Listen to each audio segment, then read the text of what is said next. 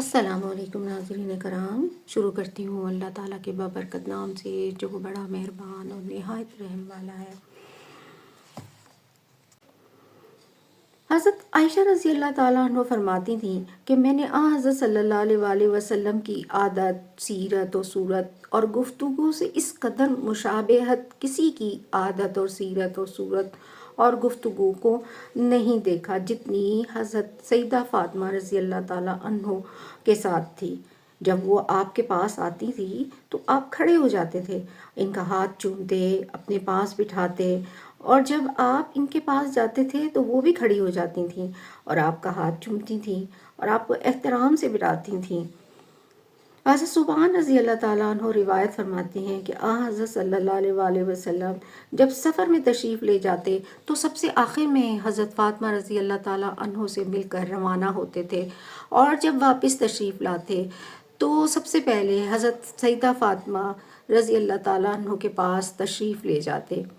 ایک مرتبہ حضرت صلی اللہ علیہ وآلہ وسلم نے حضرت بی بی فاطمہ رضی اللہ تعالیٰ عنہ سے فرمایا کہ جس پر تم کو غصہ آئے اللہ کو بھی اس پر تمہارے غصے کی وجہ سے غصہ آتا ہے، اور تم جس سے راضی ہو اللہ تعالیٰ اس سے تمہاری رضا کی وجہ سے راضی ہو جاتے ہیں۔ حضرت علی رضی اللہ تعالیٰ عنہ فرماتے تھے کہ میں نے رسول اللہ صلی اللہ علیہ وآلہ وسلم سے سنا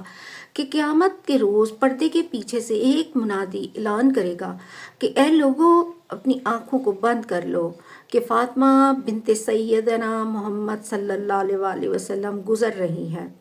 ایک مرتبہ سید عالم صلی اللہ علیہ وآلہ وسلم نے حضرت حسن،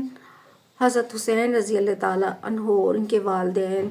رضی اللہ تعالیٰ عنہ کے بارے میں فرمایا کہ جن سے ان کی لڑائی ہے میری بھی لڑائی ہے، اور جن سے ان کی صلح ہے میری بھی صلح ہے۔ حضرت صبان رضی اللہ تعالیٰ عنہ فرماتے ہیں کہ رسول اکرم صلی اللہ علیہ وآلہ وسلم جب سفر کو تشریف لے جاتے تو اپنے گھر والوں میں سب سے آخری ملاقات حضرت سیدہ فاطمہ رضی اللہ تعالیٰ عنہ سے فرماتے، اور جب سفر سے واپسی تشریف لاتے تو سب سے پہلے حضرت بی بی فاطمہ رضی اللہ تعالیٰ عنہ کے پاس تشریف لے جاتے۔